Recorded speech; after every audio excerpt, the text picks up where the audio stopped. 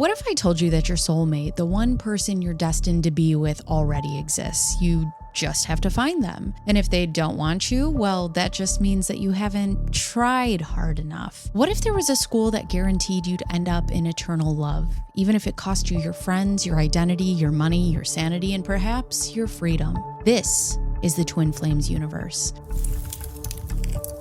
Welcome to That's My Opinion, where we break down the biggest stories, uncover hidden truths, and explore why they matter. I'm Bacon Bears, and today we're diving into one of the most disturbing online communities I've ever researched, where love is weaponized, free will is optional, and the cult tactics are hiding in plain sight. As always, this video is for conversational purposes only. Do your own research and form your own opinions because this one's mine, and let's get into it. Heartbreak doesn't just hurt. It can completely shatter people. It's like there's a piece of you out there living, breathing, existing, but they're just out of reach. And that feeling, that's exactly where the Twin Flames universe steps in. It starts innocent enough, right? A YouTube video, Facebook ad, a late night Google search for a connection that I just can't explain. And suddenly you're watching two people who say that they know how to help you find the one person that you're destined to be with. Not just your partner, not just your love, but your twin flame, your soul's mirror, your cosmic match. Sounds like a fairy tale, right? You just have to make a couple small purchases. There's a book, and then there's classes, and there's coaching, and then there's more coaching. And Jeff and Shaleia, the married couple behind it all, guarantee that if you follow their system, you'll end up in harmonious union with your twin flame, which is a huge claim. What product promises you the literal love of your life?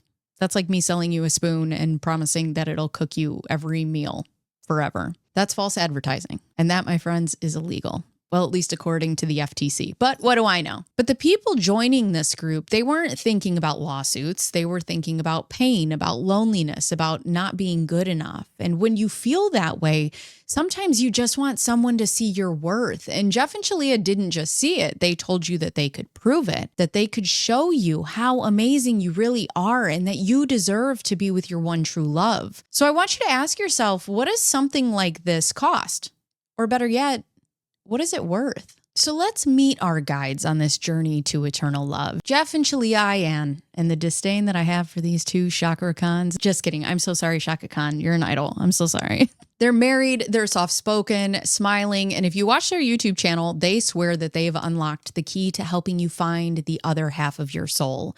You can find Jeff talking about helping you find a healthy, divine, balanced relationship, all while showing you his expensive cars. And I can't tell if he's pitching love or a luxury brand, but the message is clear. If you follow me, you pay me, you'll get the love and the lifestyle to go with it. But we have to back up a little bit, okay? Jeff originally went to Western Michigan University Business School, and eventually he moved to Hawaii, where he renamed himself Adair.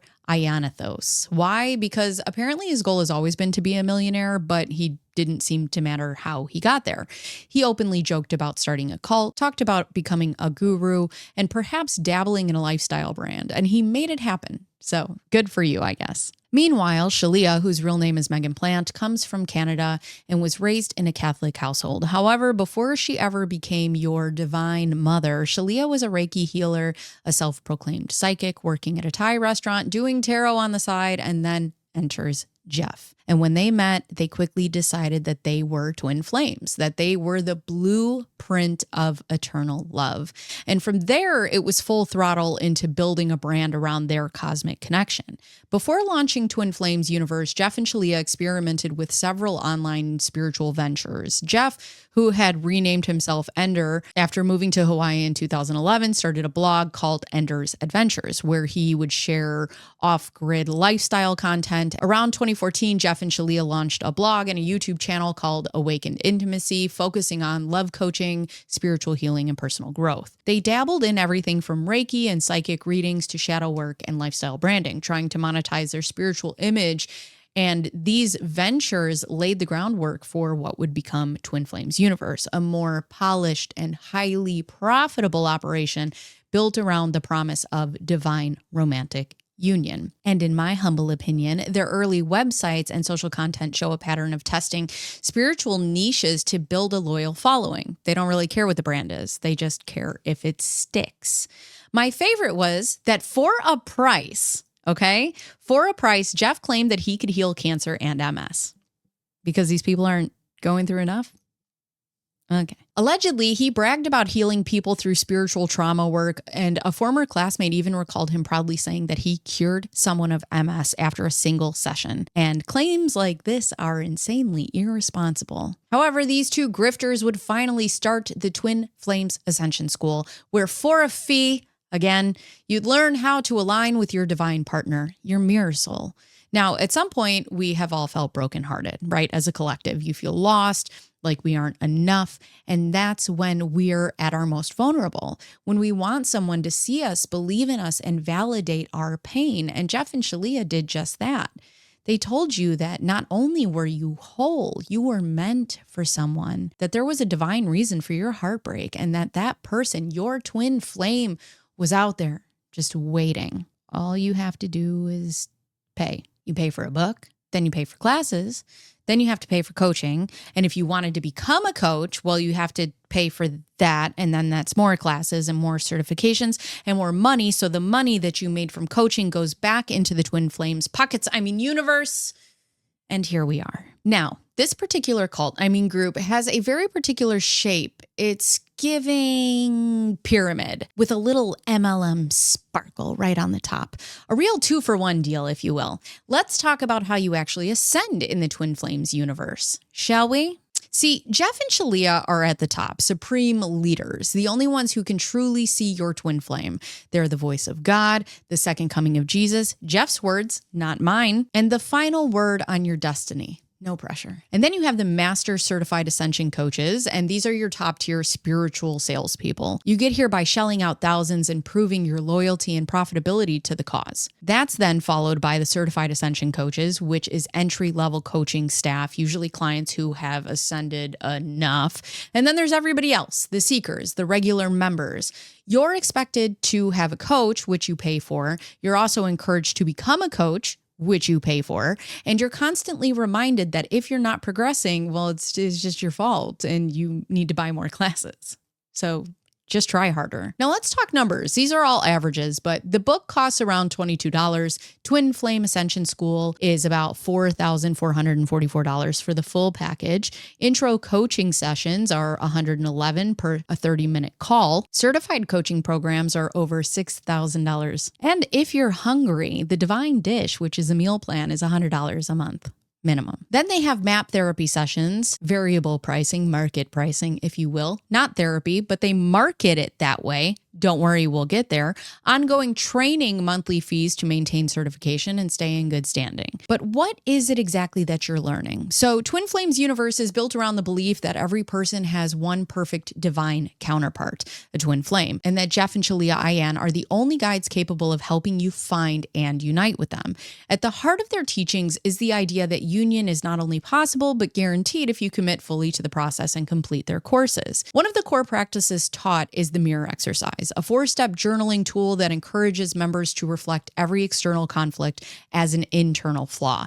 And that has to be healed. For example, step 1 is stating exactly why you're upset. For example, I'm upset because he ghosted me and he made me feel unworthy. Step 2 is where it gets flipped. You change all the pronouns and refer to yourself. So it becomes, I ghosted myself and made me feel unworthy. The idea is to internalize the experience. And then step 3 is reflection, asking, does this feel true in any way? That might sound like, have I been ignoring my own needs? Have I been avoiding giving myself love or attention? And finally, step 4 is about healing. You give yourself the love that you're looking for. That could mean visualizing your inner child or simply saying, I'm sorry, I've ignored you. I love you. You're worthy. And I choose to never abandon you again. And listen, self-love, self-validation, and building your self-worth are beautiful.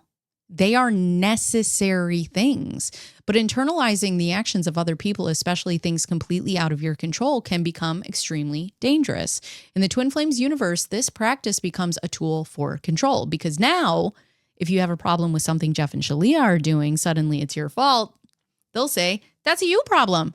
Go mirror it. It's not that you may have had a valid concern. It's that you're broken and you need to fix yourself. They sell the idea of self-love, but really it's a manipulation tactic designed to keep you just right under their thumb. And another central principle is the concept of divine masculine and divine feminine energies, with each person assigned a specific energy role meant to determine how the relationship functions, which has evolved over time. Don't worry, we'll get there. Members are also taught that their biological families may be energy leaks, preventing spiritual progress, and are often encouraged to cut them off completely, allegedly. Instead, the TFU group is positioned as their new true soul family. In addition to seeking union, members are expected to discover their life purpose, which typically involves working for Jeff and Shaleia's organization in some capacity, and also funneling your money back into twin flames, into their pockets. Life goal achieved. Sexual union is also framed as a sacred step towards harmony, and resistance is often seen as a block and that it must be healed. According to Jeff and Shaleia, it's a sacred step toward achieving your harmonious union.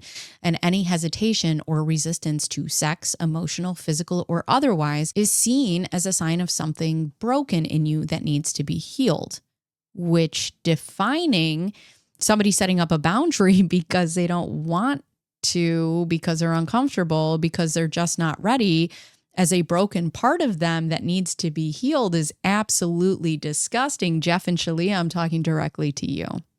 Okay. Or you could validate them, I don't know, as an individual with their own autonomy, but their no becomes a flaw, a block. And then suddenly not wanting to do something isn't just a personal choice, it's seen as a spiritual failure.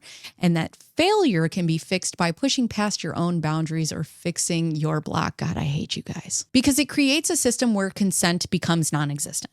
And then suddenly pressure to be healed leads people to override their own instincts, their trauma, their safety, and their bodily autonomy. And of course, this mostly falls on the women, because why wouldn't it? Because in this twin flame universe, it's the divine feminine's job to submit, to open up, to give it up whenever the divine masculine feels like it. Because if you resist, you're the problem. You're just not aligned. Across their classes, books, and coaching sessions, signs from the universe are interpreted through a spiritual framework, with Jeff and Shaleia offering guidance to confirm what those signs mean and who someone's true twin flame is believed to be. Yada, yada, we get it. Now, once you're in, you're in. And it doesn't start off with isolation, right? It starts with love, validation, belonging, a spiritual family who finally sees your soul for what it is. You start joining coaching calls. Maybe you even get invited to live Zooms with Jeff and Shaleia. You're encouraged to share your journey. People cheer you on, and it seems amazing. But then the shift starts. It starts happening, and it starts really slow. Now, we've spoken about the boiling frog metaphor before. If you throw a frog into a pot of boiling water, it'll jump right out. But if you put that same frog into a pot of lukewarm water and slowly turn up the heat, it'll stay. It'll adjust. It acclimates until it's too late and it boils. And that's exactly how it works here. You're told only to share the positive things online and to always give credit to Jeff and Shaleia. You're told that people who doubt the group, your family, your friends, they're just energy leaks. They want nothing but the worst for you. They're holding you back from your union. And if they don't believe in the process, well, you just have to cut them off, block them, because this is your real family now, your soul family. And if you're still struggling to find your twin flame, don't worry, Jeff and Shaleia can channel them for you. You just need to trust them, even if that person is a total stranger from Facebook.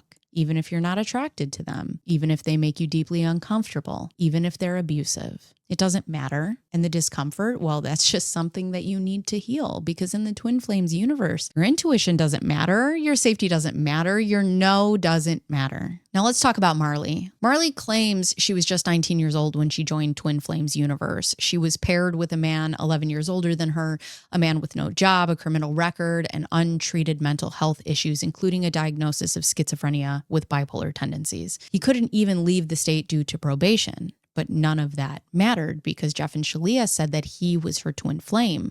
They told her to move across the country and be with him, not because she knew him, not because she felt safe, not because she chose it, but because God chose it. And when Marlee did and found herself in a situation that was very dangerous, where she was incredibly unhappy and unsafe, Jeff told her, Well, if this man had a loving, consistent, supportive environment, then he would be healed. If she was just better, he would be better. And Marlee wasn't the only one. Let's talk about Elle. Elle was told that a man, her ex-boyfriend, who filed a restraining order against her was her twin flame.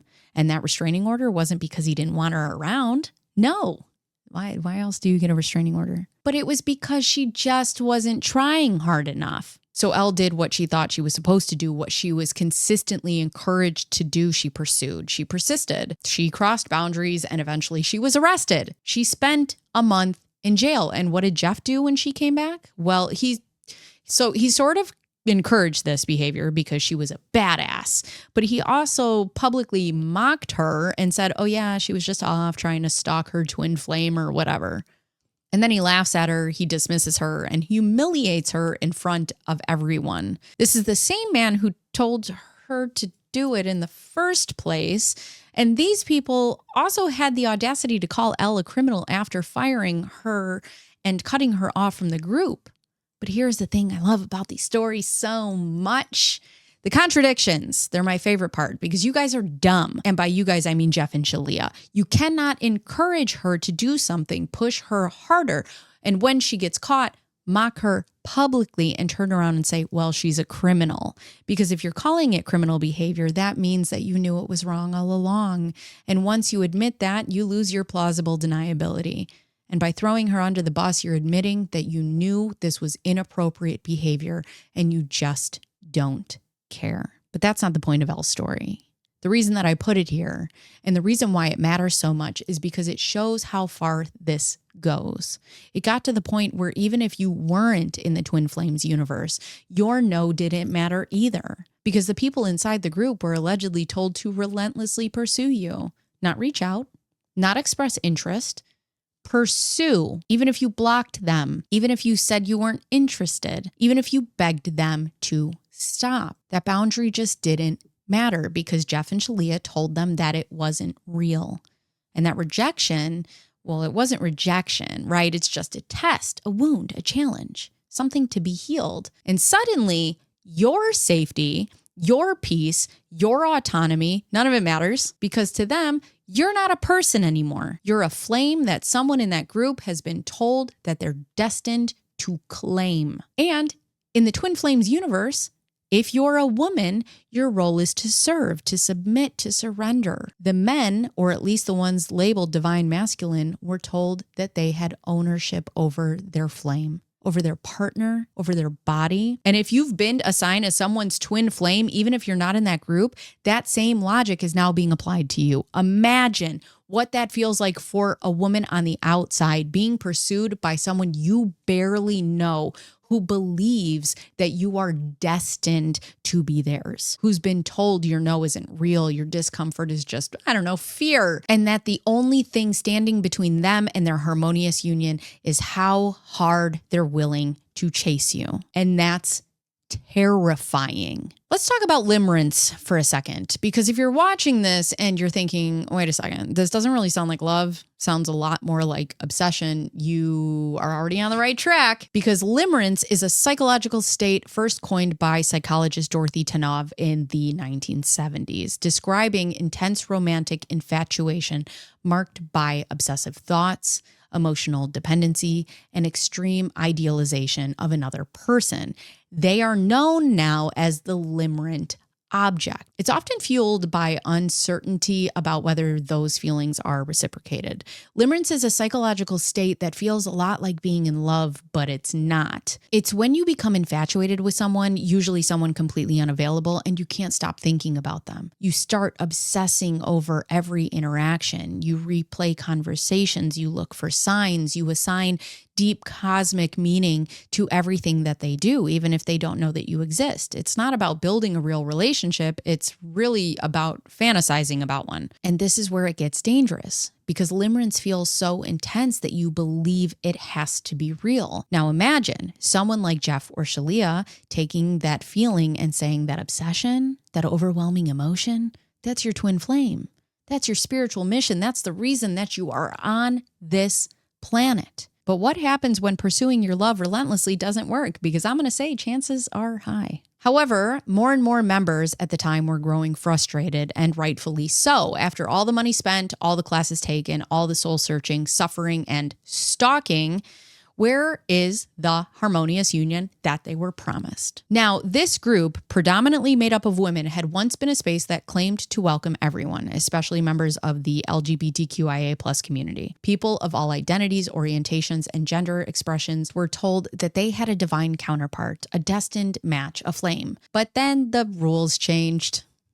Because why not? Suddenly, in order for the universe to make sense, Jeff and Shaleia began preaching that every union had to have a divine masculine and a divine feminine, and you could only be one or the other, period. It didn't matter how you identified when you joined. It didn't matter how you expressed yourself or who you loved. If you wanted to be in a harmonious union, your soul needed to fit into one of those two roles. And guess who got to decide which one you were? Leave it in the comment box down below, because my guess is you're going to be right. This shift created a deep fracture within the group. People who had finally found love and self-acceptance through their queerness were suddenly told it wasn't real. It's pretend. And that they were just in the wrong energy, that their twin flame relationship wouldn't work unless someone transitioned, because this energy wasn't just spiritual anymore. It had to embody you entirely. Your soul wasn't enough. Your body now had to match the script. At one point, Jeff and Shaleia claimed that they channeled a new batch of twin flame couples, all of them women. Not gay, not trans, just cis, straight women and couples. But Jeff and Shaleia said God told them who was masculine and who was feminine. And that meant someone had to become someone else entirely, whether they felt that way or not. It didn't matter how you identified, how you felt, or what your boundaries were. If Jeff and Shaleia said that you were masculine, you were expected to cut your hair,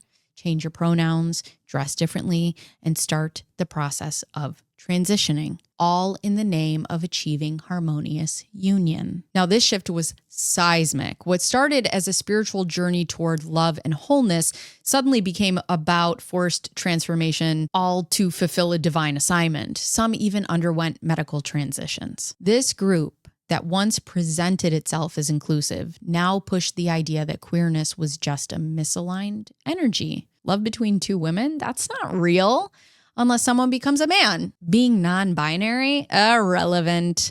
Two dudes together? Well, according to Jeff, his words, not mine. They're just shaking hands, because that wasn't actual intimacy or love. Now, I'm not a trans individual. However, Dr. Cassius Adair, a historian and scholar who is also a trans man, said something extremely powerful and extremely beautiful in the Escaping Twin Flames documentary. He explained that being transgender is about ownership of self, not about changing who you are to fit into someone else's mold.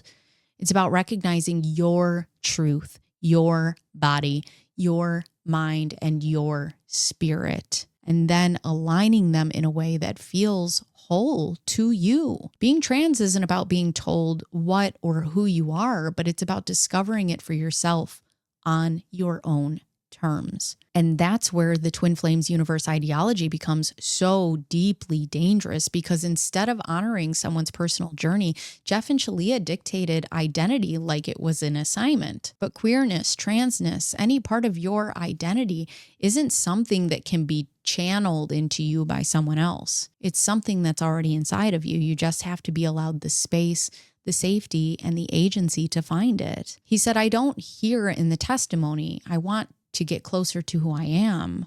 What I'm hearing is I want to get closer to who I'm supposed to be. We don't want there to be a supposed to be about gender. And even when members resisted, when they said that they didn't want to cut their hair, or they didn't feel comfortable being referred to with new pronouns, didn't identify with the masculine energy being assigned to them, but it didn't matter. Because why would it? They'd refer to you as he, him in group calls. They'd ask when you were planning on getting your new haircut or getting new clothes. So that's neat. But the point of all of this is simple. Twin Flames doesn't just claim to guide your soul. It exercises complete ownership over you, over your identity, over your spirit, over your body. It tells you who you are, what energy you hold, what gender you must become, and who you are destined to love. And the heartbreaking part is most people didn't walk into this group because they had it all figured out. They joined because they were lost, because they were searching for purpose, for connection, for self-worth. But instead of helping you find yourself, in my opinion, being a part of this group means you slowly lose who you are until there's literally no you left at all. But don't worry. If you're lost and need guidance, Twin Flames Universe has something just for you, and it's called MAP. The Mind Alignment Process, or MAP, is marketed by Jeff and Shaleia as a trauma recovery method that claims to heal the mind, resolve PTSD, and unlock inner peace. However, this is all without the involvement of licensed therapists, psychologists, or psychiatrists. Because why would we do anything that we're supposed to do the way that it's supposed to be done? And despite a price tag over $2,000, MAP sessions are facilitated by so-called practitioners with no clinical background. In fact, even the Twin Flames Universe website includes a disclaimer stating that MAP is not a substitute for professional mental healthcare, but that hasn't stopped the Ayans from promoting it as safe, scientific, and ultra effective. According to former members, MAP is essentially the mirror exercise, but on steroids, a method that often places individuals in a highly suggestible state where false or exaggerated memories or trauma can be implanted. One member allegedly states that they discovered, quote unquote, discovered memories of childhood abuse that they couldn't recall prior to the session. So imagine, right? You go into what you believe is a safe space for healing, like a therapist's office, and you begin opening up about your most vulnerable moments. You're there to find clarity, to maybe unpack pain, or maybe even to make sense of your past. But instead of guiding you to your truth, the person across from you begins planting ideas, subtle suggestions that certain traumas happened to you when maybe they didn't. They ask leading questions, they push narratives, and before you know it, the memories that you're uncovering might not even be your own. Your mind is being rewritten with someone else's script. And then they can conveniently use those traumas that never happened to you and weaponize them against you for when you get out of line or you disagree, or, I don't know, you decide to have a thought of your own. The Twin Flames Universe promotes the idea that all mental health struggles can be healed through spiritual work alone. Conditions like depression or anxiety are referred to as spiritual blocks or personal failures. And if you're struggling, well, it's not the system that's flawed, it's you. And this mindset can be incredibly harmful, especially to those already in a crisis, because it completely dismisses the legitimacy of real clinical mental health care. Now, I'm someone who has actively struggled with my mental health. I've battled depression. I've lived with anxiety. I've wrestled with OCD. I've had eating disorders in the past. And here's what I can tell you with full certainty. You do not get to choose when or how it hits you. Depression, anxiety, paranoia, these are not choices. You do not wake up and go, you know what? I think I'm going to have a case of the fucking saddies today. That's not how it works. And for those of you who follow me on my second channel, you already know about 2 years ago, I had a full-blown breakdown. I was having panic attacks in my sleep, and I ended up getting on medication, and it has changed my life. It saved my life. But getting to that point, just being able to ask for help took everything. But before that, I was at the mercy of my own brain, and she's, not always so friendly. And some days were my highest highs and others were the lowest lows. And I didn't get to pick which day or which ride I was on. And no matter how hard I worked on myself, the truth is your brain does not give a fuck. And for someone, anyone, to sit here and say, well, you just have to do the work. You just have to want to be better. I can't stress how dangerous this mindset is. Oh, never mind. Actually, I can. Because one of the most tragic and heartbreaking stories that came out of the Twin Flames universe involves a young woman who was clearly struggling with her mental health. She had been open about her battle with depression and was begging for support. And instead of being referred to a licensed therapist or medical professional, she was funneled deeper into the group, encouraged to rely on twin flames coaches, and ultimately Jeff and Shaleia themselves. None of these individuals are qualified to address serious mental health issues, yet they claimed they could heal her spiritually. And despite her worsening condition, no one directed her toward the help that she truly needed. Eventually, she died by suicide. And after her death, members of the group say that the leaders spun a narrative to imply that she simply wasn't willing to do the work, rather than a legitimate medical crisis. And in this case, it cost a young woman her life. But at the end of the day, who is held responsible? Who can be held responsible? Who should be held responsible? Because this is dangerous work. What does one do when your self-help empire starts drawing heat? When people begin to question your ethics, your qualifications, and your entire foundation? I mean, self-reflection may help. Maybe a good, mirror exercise would work. But in this case, no. In this case, you start a church. Enter the Church of Union. The same tactics, the same power dynamics, the same cash flow, only now with religious protections that could potentially shield them from labor laws, taxes, and accountability. How selfless, you guys! The Church of Union wasn't born from divine inspiration, it was born from convenience. Allegedly, Jeff and Shaleia told one of their members, who appears in the documentary, that they were looking for ways to pay less in taxes. And that's how the idea of forming a religion came to be, because nothing says doing the Lord's work quite like taking financial advice from the Joel Osteen playbook. Suddenly, this wasn't a for-profit coaching business. It's now a religious mission. And conveniently, that meant no need for pesky little things like employee wages, because why pay people when you can just call them volunteers? This was the evolution of the brand, from romance coaches to prophets of love. And let's be clear, the shift was never about spiritual enlightenment, right? It's about power, it's about protection, and it was all absolutely, in my opinion, about Shaleia's brand new handbags. So at the top of the Twin Flames pyramid now sits the Church of Union, a nonprofit religious entity that conveniently shields everything underneath it. Because remember, beneath the Church of Union, you still have all the same financial demands. You still have to buy the book, enroll in Twin Flame Ascension School, pay for coaching sessions, maintain your certification with ongoing training, sign up for MAP, and yes, you should still follow the Divine Dish meal plan. But let's pivot for a second. Let's talk about the baby. Well, not just a baby, but the twin flame baby, the golden child. Because in this bizarre spiritual hierarchy that Jeff and Shaleia have created, even a child isn't just a child. She's a product. A prophecy. Right? According to them, this baby wasn't just conceived, she was spiritually ordained. Now, they've said themselves that they didn't go through with IVF because they were having fertility issues. No, it was because they wanted to guarantee a girl. So let's talk about IVF or in vitro fertilization, because Jeff and Shaleia specifically chose this route to guarantee the gender of their child. Not necessarily because they had fertility issues, but all because they wanted to ensure that they had a girl, one who, in their words, would represent divine femininity and carry their spiritual legacy. Now, IVF is a process where eggs are retrieved from a woman's ovaries, fertilized with sperm in a lab, and then implanted back into the uterus in hopes of achieving pregnancy. It's an intense process, physically, emotionally, and financially.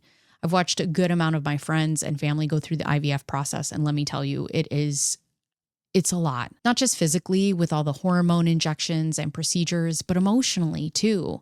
In every case that I've personally witnessed, these women and their partners were struggling to conceive naturally. So on top of everything that IVF demands from your body, there's this mental anguish that lingers because there's the fear that maybe this won't work either, that maybe having a baby just wasn't in the cards. And that is a heavy weight to carry. Every round of IVF becomes this painful mix of hope and heartbreak. So when I see people use IVF just casually or worse, strategically to serve a brand or a message, it feels disrespectful to what so many people actually go through just for a chance at parenthood. And if your insurance doesn't cover IVF, it can cost anywhere from $15,000 to $30,000 per cycle. And that's just one attempt. And that's probably conservative. But if you're also paying for embryo testing and selection, like choosing the gender, that adds thousands more, because gender selection alone can cost around $4,000 to $6,000 extra. So if we're following the math here, we're talking $20,000 to $40,000 plus, which is probably conservative out-of-pocket cost to spiritually engineer a baby girl through IVF. And it's all being funded by the very people in the Twin Flames universe who joined in hopes of finding their own harmonious union. I'm sorry, let me correct myself. The people who were guaranteed a harmonious union. Turns out their love story is just footing the bill for Jeff and Shaleia's designer family. However, a daughter, a child supposedly selected for divine purpose, would symbolize the perfection of their harmonious union. And before she was even born, Jeff, this grown man in a Target clearance suit who thinks he's Jesus, he said it, not me, said on camera that their baby was celibate because she could satisfy herself sexually. They, Jeff and Shaleia, talked about sex and their child in the same sentence publicly to followers. That was an outside thought. It should have never been an inside thought, but it went through how many filters to become an outside thought? Jeff, Ayan, you should be on a list. Actually, I have a list that we could start with. See, there's David Berg, leader of Children of God, who promoted inappropriate views about sexuality and spiritual growth that blurred boundaries between adults and children. Then there's the Order of the Solar Temple. Leaders like Joseph DiMambro claimed certain children were divinely chosen and used that belief to control families and dictate how those children should be raised. Some former members of Osho Rajneesh's movement also reported that children were exposed to sexualized environments under the guise of spiritual openness. Throughout modern history, several high control groups and cult leaders have made deeply concerning statements about children in the context of adult relationships, sexuality, or spiritual roles. While we're not making direct comparisons in legality or circumstance, there is a documented pattern of spiritual leaders overstepping ethical and moral boundaries when it comes to children. In all of these cases, leaders use spiritual authority to insert themselves into private, personal, or parental decisions, often without regard for consent, boundaries, or long-term harm.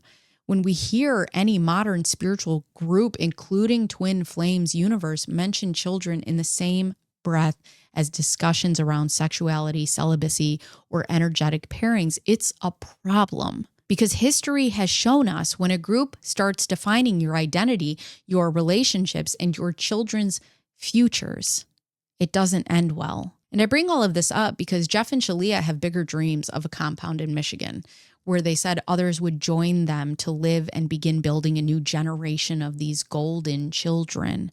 These children would supposedly be born to handpicked couples that Jeff matched. Not God, not you, not love, not a mutual connection. Jeff. And your ability to become a golden parent, well, that's allegedly based on how much money you made, how spiritually devoted you were, how closely you followed the rules. And that raises one of the most unsettling questions posed in the documentary, Escaping Twin Flames. How much control will Jeff and Shaleia have over these so-called golden children after they're born? If this group already dictates who you are, who you love, and what energy you hold, and whether or not you transition, what happens when they start doing that from birth? And these golden children aren't just babies. They're allegedly being groomed to be twin flames themselves to other golden children. So then you're just pairing up people for life without their consent before they can even speak for themselves. Think about what that means. We're not just talking about controlling adult members anymore. We're talking about creating a next generation that's born into spiritual contracts that they never agreed to. So let me say this. As a mother myself, as someone who understands how sacred and fragile a child is, this is horrifying. And this is where I turn to Shaleia. Shaleia came into all of this claiming to be a spiritual woman, someone connected to the divine feminine. And for those of us who actually practice spirituality, whether it's through crystals or tarot or energy work or just an intuitive connection to the universe, you know what divine femininity really is. It's not about submission. It's not about becoming smaller. Divine femininity is about power. It's about knowing who you are, owning your sexuality, standing in your truth, and attracting a partner who meets you on your level, not above you, not controlling you. So for Shaleia to take something so sacred, the sacred feminine, and twist it into this rigid system where women are told who they are, who to love, and what gender to become, it's really disappointing. And it's really sad that somewhere along the way, she has completely lost that for herself. Because while Jeff walks around LARPing as Jesus, you were the one who was supposed to understand divine femininity. And yet you allow your daughter to be talked about like this? To be spiritualized and sexualized in the same sentence? To be paraded as an emblem instead of protected as a person? Which doesn't make her any different than one of your designer handbags? My deepest and most sincere hope in this is that one day when your daughter grows up, if she is ever treated by a man the way Jeff treats women, that moment will hit and it'll wake you up, and that it will not be too late to save her from the damage this entire universe will cause. Because this child is not a prophecy. These children are human beings. And so we're left with this. What happens when you take something as beautiful as spirituality? Something meant to empower you, to free you, to connect you to your higher self, and instead use it to control people? And most importantly, how do people like Jeff and Shaleia sleep at night knowing what they've done and what they continue to do? So if you're watching and you've ever felt lost, desperate for connection, or like you would do anything to be loved, I want you to hear me when I say this. You don't need to become someone else to find love. You don't need to pay thousands of dollars. You don't need a guru. You're already worthy exactly as you are. If you've enjoyed this video, or if it made you question just a little bit of what you thought you knew, go ahead and give it a like, subscribe if you haven't already, and share it with someone who might need to hear it. My name is Bacon Bears, and that's my opinion.